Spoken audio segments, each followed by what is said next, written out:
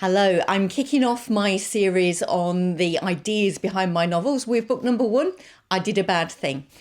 The idea for this came from something I did, which I ended up regretting, which is always a good starting point for a book.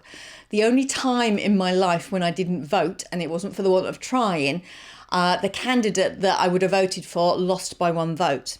Unfortunately, he was my best contact on the newspaper where I worked as a journalist and came into work the morning after the election bemoaning the fact that we hadn't been able to find 1 more voter to vote for him.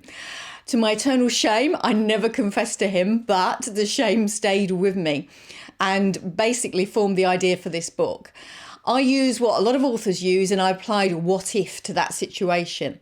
In my case, I'd had a very plausible reason for not voting. I'd had to dash from work to an emergency union meeting on the other side of London to try to save lots of my colleagues' jobs.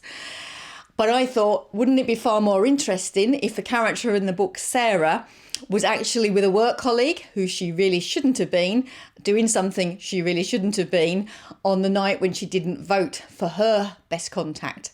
And what if both of those characters came back into her life some years later and she discovered that the repercussions from that night were still being felt? So that's the idea behind my first novel, I Did a Bad Thing.